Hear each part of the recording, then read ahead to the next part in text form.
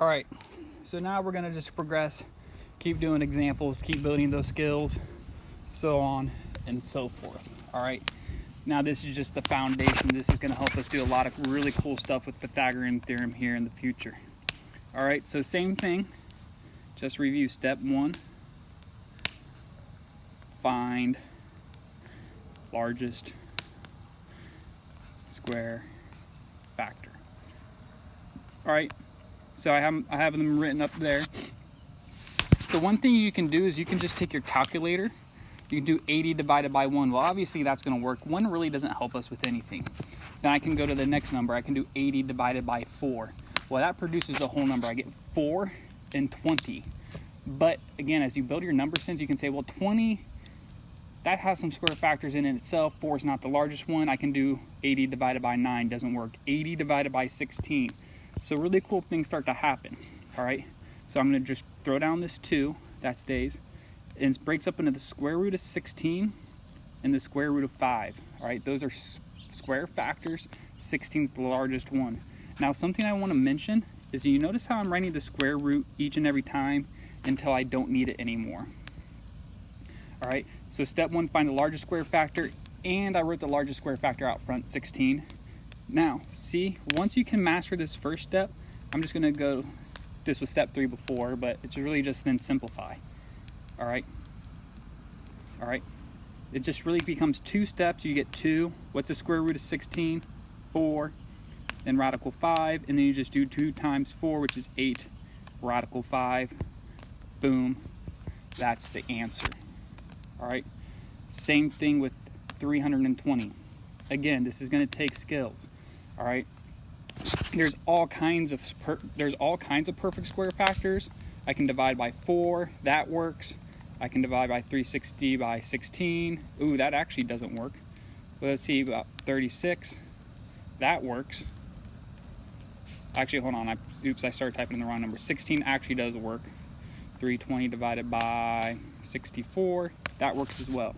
So like these are perfect square factors. 4, 16, 64. These all work, but you want the largest one. So again, it's just about building those skills. And if you can build that skill, look how easy this problem is. I get the square root of 64 times the square root of 5, and then it just becomes 8 radical 5. Boom, that's it. And that's the most exact answer.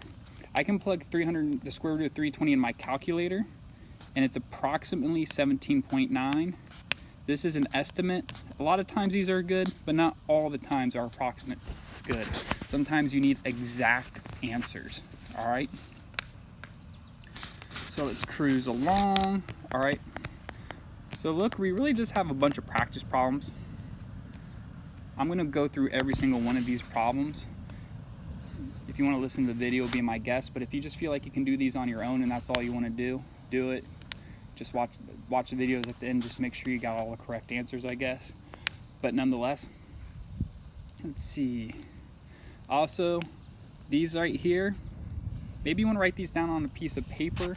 Have them somewhere you can see at all times. All right, I have them memorized. Technically, you should have them memorized, but if you don't, memorize them. The quicker you do, the better.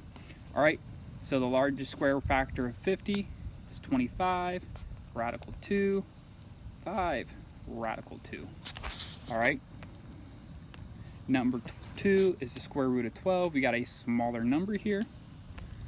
All right, what are the factors? Well, a perfect square factor is 4, and the other factor is 3, and it's 2, radical 3. All right, only perfect square factors help us.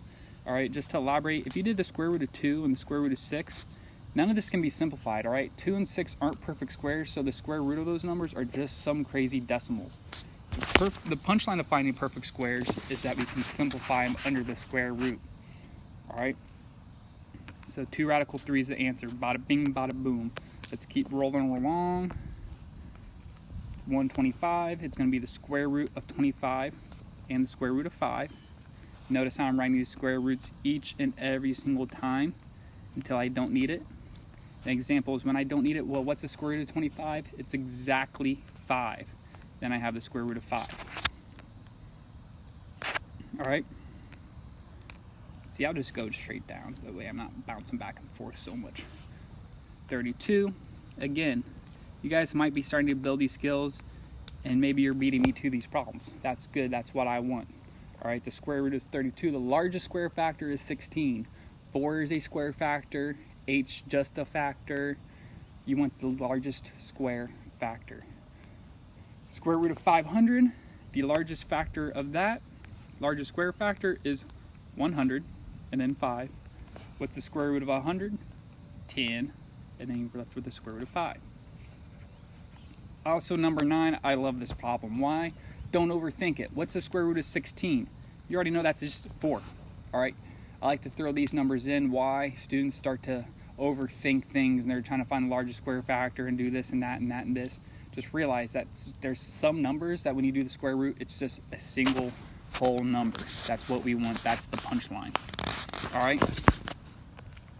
Square root of 27 breaks up into square root of 9, square root of 3, 3 radical 3. I like 27, that's kind of an awkward number. 98's another awkward number. Again, as you build your number sense, it's the square root of 49 and the square root of 2, and then 7 radical 2.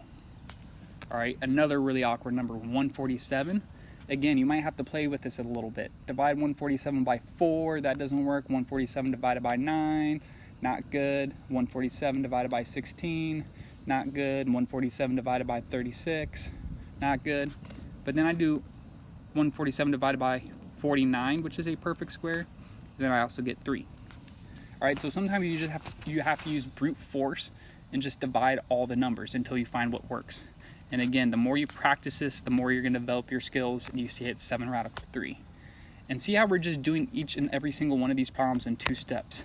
Amazing, brilliant, great, fun, neat, wow, boom. We're done with this page. I'll do the last page on the next video.